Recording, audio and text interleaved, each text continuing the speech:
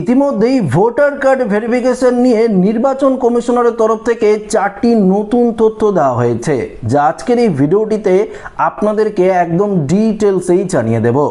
প্রথমত বলা হয়েছে কাদের ভোটার কার্ড বাতিল করা হবে।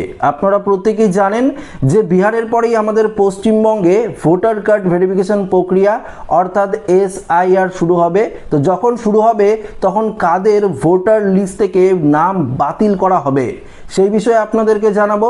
দ্বিতীয়ত বলা হয়েছে আধার কার্ড এবং রেশন কার্ডকে কি এই ভোটার ভেরিফিকেশন প্রক্রিয়ায় যুক্ত করা হবে নতুন নথি হিসাবে, সে বিষয়ে আপনারা জানতে পারবেন। এবং তৃতীয়ত বলেছে পশ্চিমবঙ্গে ঠিক কবে থেকে শুরু হবে এই ভোটার কার্ড ভেরিফিকেশন প্রক্রিয়া, সে বিষয়ে আপনারা জানতে পারবেন। এবং চতুর্থত বলেছে 2002 সালে যাদের ভোটার লিস্টে নাম না থাকবে তারা কি করবেন, অর্থাৎ তাদের কি করতে হবে সে বিষয়ে আপনাদেরকে এই ভিডিওটিতে জানাবো। তো অবশ্যই ভিডিওটিতে আপনারা প্রত্যেকেই প্রথম থেকেই শেষ পর্যন্ত সঙ্গে থাকবেন এবং নতুন হয়ে থাকলে অবশ্যই চ্যানেলটিকে সাবস্ক্রাইব করে পাশের দেওয়া বেল আইকনটিকেও প্রেস করে অল নোটিফিকেশনটিকে বাজিয়ে দেবেন। তো বন্ধুরা, নির্বাচন কমিশনারের তরফ থেকে প্রথম যেই তথ্যটি দেওয়া হয়েছে সেখানে বলা হয়েছে যে কাদের ভোটার লিস্ট থেকে নাম বাতিল করা হবে। আমি বিহারের ক্ষেত্রে আপনাদেরকে বলছি, নির্বাচন কমিশনের তরফ থেকে বিহারের ক্ষেত্রে যে নিয়মটি জারি করা হয়েছিল সেখানে বলা হয়েছিল যে 1/7/2003 যে ভোটার লিস্টটি রয়েছে সেই লিস্টে যদি আপনাদের নাম না থাকে তাহলে যে 11টি নথি দেওয়া হয়েছিল বিহারের ক্ষেত্রে সেই 11টি নথির মধ্যে যে কোনো একটি নথি যদি আপনাদের থাকে তাহলে আপনারা ভোটার কার্ড ভেরিফিকেশন করতে পারবেন। এটা পশ্চিমবঙ্গের ক্ষেত্রেও সেম একই রকম পদক্ষেপ নেওয়া হবে, কারণ এটা সেন্ট্রাল গভর্নমেন্টের একটি অভিনব পদক্ষেপ। নির্বাচন কমিশনারের তরফ থেকে বিহারে যেরকম স্টেপ নেওয়া হয়েছে আমাদের পশ্চিমবঙ্গেও কিন্তু একই রকম স্টেপ অর্থাৎ পদক্ষেপ নেওয়া হবে।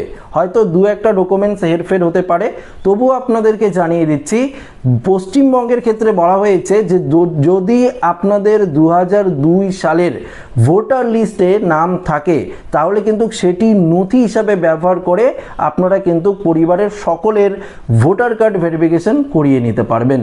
এবং যদি 2002 সালের ভোটার লিস্টের নাম না থাকে তাহলে 1987 সালের আগে যদি আপনাদের পাসপোর্ট থাকে বা আপনাদের ধরুন বার্থ সার্টিফিকেট, জন্ম সার্টিফিকেট যেটি রয়েছে সেটি থাকে, বা আপনাদের জমির যে দলিল সেটিও যদি থাকে সেটিও আপনারা প্রমাণ হিসাবে ব্যবহার করতে পারেন এবং আপনারা ভারতের নাগরিকত্বের প্রমাণ দিতে পারেন। পরবর্তী অর্থাৎ 2 নম্বরে যে তথ্যটি দেওয়া হয়েছে নির্বাচন কমিশনারের তরফ থেকে সেখানে পরিষ্কার বলা হয়েছে বিহারের ক্ষেত্রে বলছি যে আধার কার্ড এবং রেশন কার্ডকে কিন্তু নাগরিকত্বের প্রমাণ হিসাবে ধরা হচ্ছে না। তবে সুপ্রিম কোর্টের তরফ থেকে নির্বাচন কমিশনকে জানিয়ে দিয়েছে যে আধার কার্ড এবং রেশন কার্ডকেও এই 11টি নথির মধ্যে যুক্ত করতে হবে, এমনটাই কিন্তু নির্দেশ দেওয়া হয়েছে। সে বিষয়ে 28 জুলাই অবশ্যই সুপ্রিম কোর্ট আবারও রায় দেবে। নির্বাচন কমিশন সুপ্রিম কোর্টকে কি জানায় সেটা অবশ্যই দেখার বিষয়। যদি নির্বাচন কমিশন সুপ্রিম কোর্টকে বলে যে আধার কার্ড এবং রেশন কার্ডকেও এই 11টি নথির মধ্যে যুক্ত করা হবে তাহলে পশ্চিমবঙ্গে যখন ভোটার কার্ড ভেরিফিকেশন হবে তখন কিন্তু আপনারা আধার কার্ড এবং রেশন কার্ডকে নথিপত্র হিসাবে ব্যবহার করে ভোটার কার্ড ভেরিফিকেশন করতে পারবেন।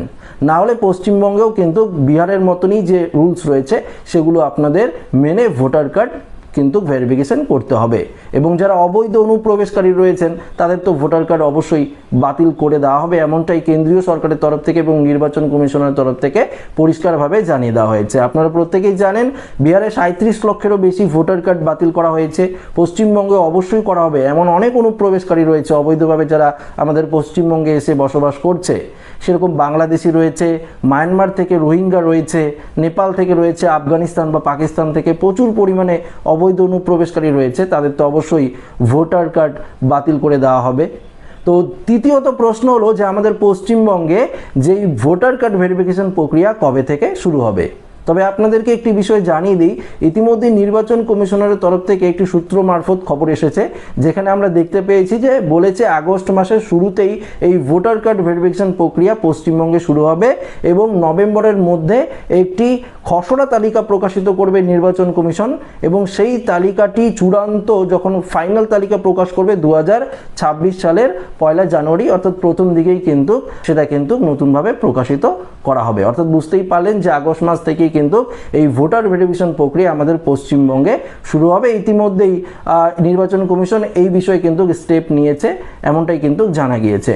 পরবর্তী অর্থাৎ 4 নম্বর যে কোশ্চেনটি রয়েছে, যদি পশ্চিমবঙ্গে ভোটার কার্ড ভেরিফিকেশন আগস্ট মাসে শুরু হয় তাহলে তো অবশ্যই 2002 সালের ভোটার লিস্টের কথা এখানে বলা হচ্ছে যে 2002 সালের ভোটার লিস্টে যদি আপনাদের নাম থাকে তাহলে তার কোনো রকম নথিপত্র লাগবে না। যদি না থাকে তাহলে আপনারা কি করবেন? তাহলে বিহারের ক্ষেত্রে যে 11টি নথিপত্রের কথা আগেই আপনাদেরকে বললাম, সেই 11টি নথিপত্রের মধ্যে যে কোনো একটি আপনাদের দেখাতে হবে। যদি সেটিও না দেখাতে পারেন তাহলে সুপ্রিম কোর্ট যে বলেছে আধার কার্ড বা রেশন কার্ডকে এই 11টি নথির মধ্যে যুক্ত করা হবে, সেটা যদি সুপ্রিম কোর্ট রায় দেয়, নির্বাচন কমিশন যদি জানায় যে এই দুটি নথিপত্র যুক্ত করা হলো, সেটা 28 তারিখে আপনারা জানতে পারবেন সুপ্রিম কোর্ট কি রায় দিল।